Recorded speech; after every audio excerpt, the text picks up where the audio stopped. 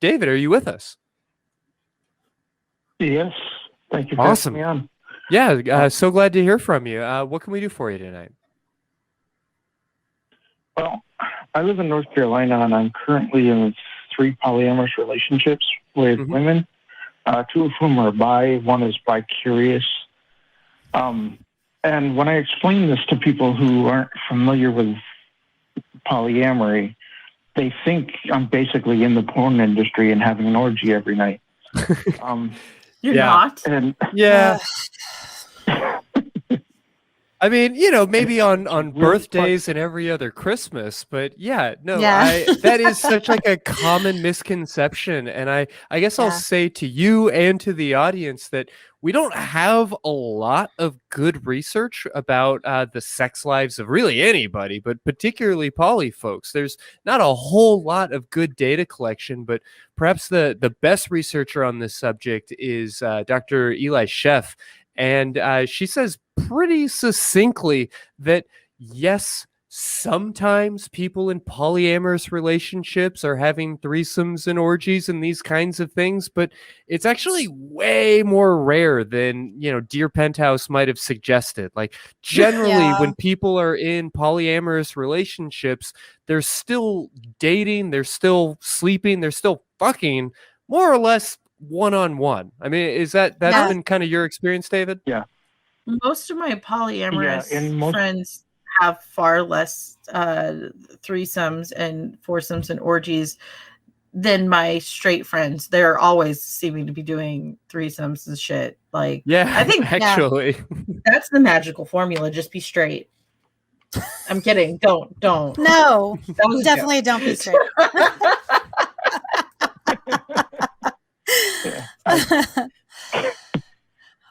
Well, I happen to like being pansexual, so I don't think there's any fear of me going straight. That's good. But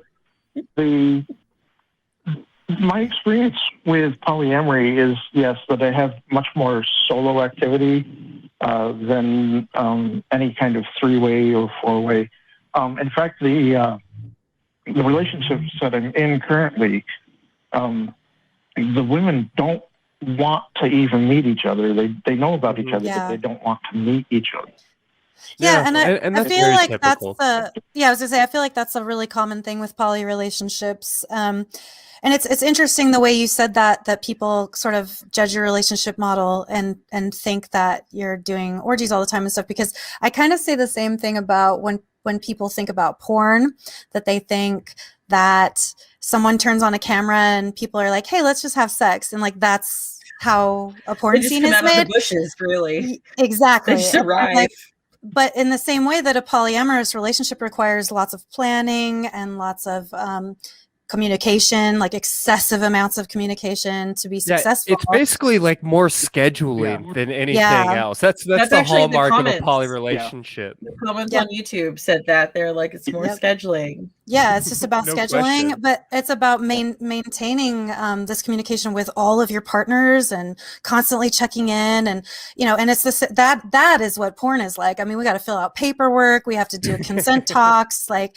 it's not like we're just all having fun. I mean, yes, we are having fun. Hopefully, we're having fun, but it's not just like pop on a camera and everybody start fucking. Like, no, these are legitimate productions we're making here. You know what I mean? Like, I was gonna say, I've been to porn industry parties and conventions and stuff, and only one time did an orgy pop up, and we're talking like 15 years. Yeah. And when I say pop up, so like you're saying there's a chance. There is always every 15 years.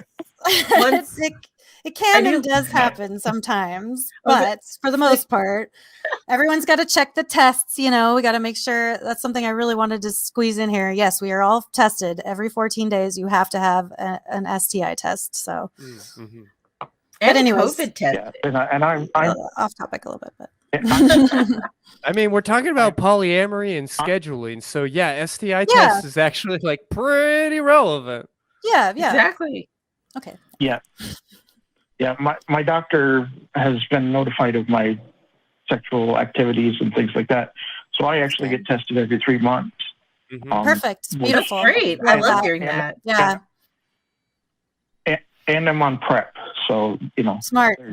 Good. There's a lot of, But I think like maybe if you have a chance to, you know, when somebody sort of makes you feel judged in that way about your relationship, you know, I think that you should feel that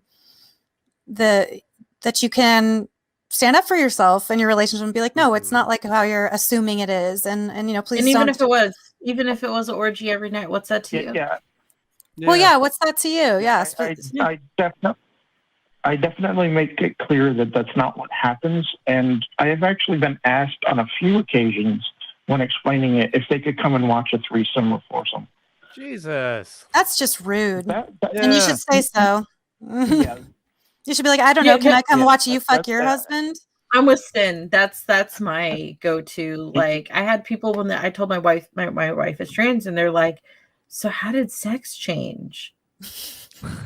Like, I mean, I guess in some way I understand the curiosity, but on the other way, did I ask how warm your wife's pussy is? Like, what the Yeah. Like, yeah, that's people will ask invasive questions and not even realize it. And it's something that needs to change. I think it's only going to change if we turn around and call them out on it. Like, say, can exactly. No, I do think that that's important. You know, I can have a little bit of patience for an ignorant question that is kindly asked, but I also think that even when it is a like very sincere but sincerely ignorant question, that we need to be willing to kind of identify, you know what, you're a good person, I love you, you love me, we're cool here, but you need to know that was ignorant as fuck. Don't go asking other people who don't like you as much as I like you are going to be way meaner, or perhaps should be. So David, I think that, you know, for somebody who you care about, for somebody who is asking, I might direct them to books like When Someone You Love is Polyamorous or The Polyamorous Next Door by Dr. Eli Sheff. For somebody who sincerely wants to better understand this world, I think it's great to get that information out there. And for somebody who is just a nosy Nelly or is trying to like get off on your sex life, tell them to go fuck themselves, but not in a nice way. Yeah, or charge them. Yeah, that works too. That's always your other option. Like under a capitalistic system, that's always your other option. Just commodify that shit. Yeah. Next time they ask, can I come watch? Just tell them. Sure, it costs $500. I did used to perform on Chatterbait, so. Yeah. Well, there you go. There you go. You're sitting on a gold mine, David. Yeah. But it's funny because it's the question itself that's problematic, right? Depending on who's asking it and the way they're asking and stuff. But I relate it even to the thing where people, you know, if you're a woman, you know, under 40, people are like, oh, well, when are you having a kid? And why don't you have kids? And I've come up with this plan of attack to just get really sad and be like, oh, I can't have kids. And just like guilt the fuck out of them, because like that's not a question you should be asking people. I mean, I don't know how because fuck you, Karen. That's why. That's why. I don't know how woke this. I don't know how woke this is, but when I was pregnant with my first child, I had a lady come up to me and put her hands on my belly and start rubbing, and I didn't think. I just got so mad. I kind of feel bad for this, but I just reached out and grabbed her boobs and squeezed. And she looked at me like, that's how it feels. That's how it feels. Perfect thing to do. Yeah. No, Amberly, do not feel bad for that. That was the thing you were supposed to do. That was the thing I was supposed to. But and she jumped back and she was like, what are you doing? You're assaulting me. And I was like, oh, I just thought it was an appropriate touch day. Right? Like, that was a holiday. Like, this is what we do today. Yeah. And she's like, I was rubbing your belly. There's a baby in there. And I was like, A, you didn't know that. B, don't touch me. Yeah. It's still my body. And even if it was my baby, it doesn't mean you can reach out and touch my fucking baby either. Pretty much. Like, so I handle it appropriate stuff the same way. The same candor you give it to me, same energy goes back out. Yeah. That's what I'd recommend.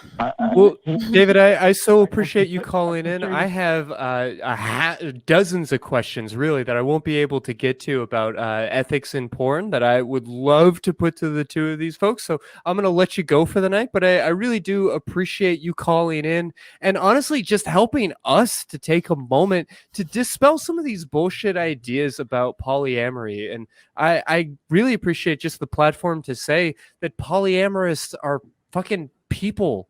So are pornographers and everybody else. Like, come on. Yep. Thank you.